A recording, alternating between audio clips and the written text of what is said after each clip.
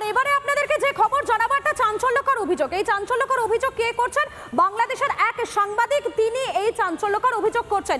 তিনি বলছেন এই যে বাংলাদেশে লাগাতার হিন্দু নিধন চলছে, হিন্দুদের উপর দমন পীড়ন চলছে, সেটা যাতে সামাজিক মাধ্যমে না আসে তার জন্য একেবারে বদ্ধপরিকর এই বর্বর ইউনূসের প্রশাসন। এমনকি এই বিষয় নিয়ে নাকি মেটা আধিকারিকদের সঙ্গে এই বর্বর ইউনূস প্রশাসনের একটা বৈঠকও হয়। সেই বৈঠকে বেশ কিছু শব্দের উপর কাঁচি চালানোর কথা বলা হয়েছে, সিদ্ধান্ত নেওয়া হয়েছে। এমনকি কাঁচি চালানোর সিদ্ধান্ত নেওয়া হয়েছে রিপাবলিক বাংলা শব্দের উপরে। দেখুন একবার। শান্তির নোবেলজয়ী ইউনূসের আসল চেহারাটা সামনে এসেছে। ইউনূসের প্রত্যক্ষ মদতে হিন্দুদের বদ্ধভূমিতে পরিণত হয়েছে বাংলাদেশ। প্রথম দিন থেকেই প্রতিটা সত্যের পর্দা ফাঁস করেছে রিপাবলিক, আর তাতেই ঘুম উড়েছে ইউনূসের ডিপ স্টেটের মদতদাতাদের। তাই আবার সত্যিটা ধামাচাপা দিতে উঠে পড়ে লেগেছে ডিপ স্টেট ও ইউনূস। আর সেটা করতে বা তাদের হাতিয়ার মার্ক জুকারবার্গের সংস্থা ফেসবুক। ইউনূস, ডিপ স্টেট এবং ফেসবুকের অশুভ আঁতাত নিয়ে সমাজ মাধ্যমে বিস্ফোরক অভিযোগ বাংলাদেশের সাংবাদিক সালাউদ্দিন শোয়েব চৌধুরীর। হিলারি ক্লিন্টনের মরিয়া চেষ্টা, ইউনূসের সঙ্গে ফেসবুক আধিকারিকের সাক্ষাৎ। 8ই ডিসেম্বর দুজনের সাক্ষাৎ হয়। হিন্দু নিধনের সংবাদ প্রচার বন্ধের অনুরোধ করেছেন ইউনূস। প্রচার বন্ধ করবার জন্য ফেসবুককে অনুরোধ করেছেন ইউনূস। ইউনূসের অনুরোধে 100 শব্দে নিষেধাজ্ঞা, হিন্দু নিধন সহ 100 শব্দে নিষেধাজ্ঞা। নিষেধাজ্ঞা রিপাবলিক বাংলা শব্দেও। ইউনূসের সঙ্গে মেটার একজন কর্মকর্তা দেখা করার পর ইউনূস তাকে অনুরোধ করেন যেন বাংলাদেশে হিন্দু নির্যাতন নিয়ে যে সমস্ত তথ্য প্রচারিত হচ্ছে, বিশেষ করে রিপাবলিক বাংলা, রিপাবলিক ওয়ার্ল্ডে, সেগুলো যেন সেন্সর করা হয়। বাংলাদেশের নিপীড়িত হিন্দুদের কণ্ঠস্বর হয়ে উঠেছে রিপাবলিক।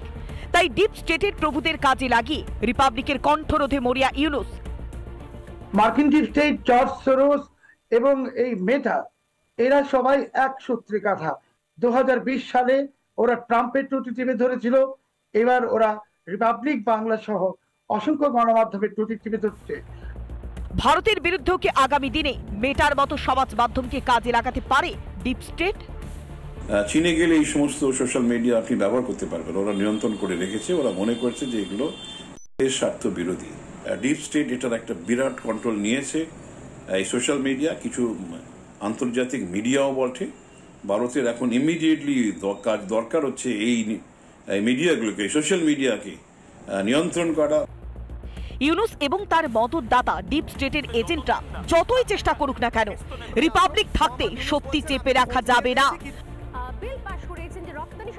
রিপাবলিক বাংলা। ভারতের অবদান ভুলিয়ে পাকিস্তান প্রেম আরো অনেকটা জাগিয়ে তুলতে কার্যত তৎপর এই বর্বর ইউনূস প্রশাসন। মুক্তিযুদ্ধের ইতিহাসকে কার্যত মুছে ফেলার যে চেষ্টা, সেটা আমরা আগেই দেখেছিলাম। আর এবারে এই বিষয়ে আরো একটি শিলমোহর ফেলে দিল এই বর্বর ইউনূসের প্রশাসন।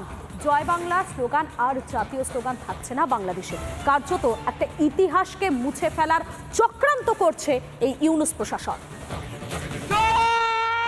বাংলা, জয় বাংলা, স্বাধীন করো, স্বাধীন করো বাংলাদেশ, বাংলাদেশ, জয় বাংলা। যেটার ভয় ছিল সেটাই হলো। ইউনূসের বাংলাদেশে ধর্ম নিরপেক্ষতা, সহিষ্ণুতা, গণতন্ত্রের মতোই বাতিলের খাতায় জয় বাংলা স্লোগানও। মঙ্গলবার জয় বাংলাকে জাতীয় স্লোগান হিসেবে গণ্য করার হাইকোর্টের রায়ে স্থগিতাদেশ দিল আপিল বিভাগ। জয় বাংলাকে জাতীয় স্লোগান হিসেবে চেয়ে হাইকোর্টে মামলা। 2017 সালে পিটিশন দাখিল করেন এক আইনজীবী।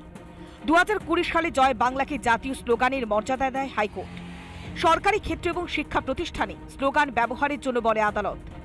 2024 সালে সেই রায় স্থগিতাদেশ চেয়ে আদালতে যায় ইউনূসের অন্তর্বর্তীকালীন সরকার, যার ভিত্তিতে সেই হাইকোর্টের রায় স্থগিতাদেশ আপিল বিভাগের। অর্থাৎ জয় বাংলাকে আর জাতীয় স্লোগান হিসেবে গণ্য করা যাবে না। হাসিনা সরকারের পতনের পর থেকেই শেখ মুজিব এবং তার পরিবারের সমস্ত চিহ্ন মুছে দিতে চায় বিদ্বেষপন্থীরা।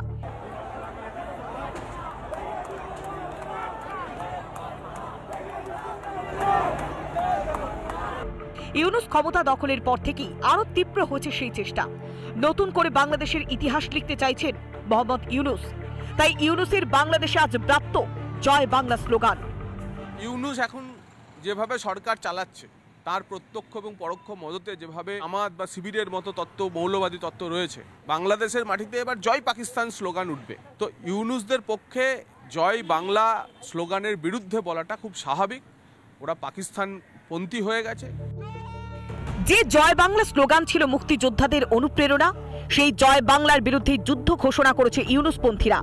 মুক্তিযুদ্ধ এবং শেখ মুজিব সম্পর্কিত সবই তাদের নাপসন্দ। কারণ মুক্তিযুদ্ধে ছত্রে ছত্রে জড়িয়ে ভারতের অবদান এবং পাকিস্তানের বর্বরতা। ভারত বিদ্বেষ ছড়িয়ে পাকিস্তান প্রেম বাড়াতে চান বলেই মুক্তিযুদ্ধের ইতিহাস বদলে দিতে মরিয়া ইউনূস। রিপাবলিক বাংলা।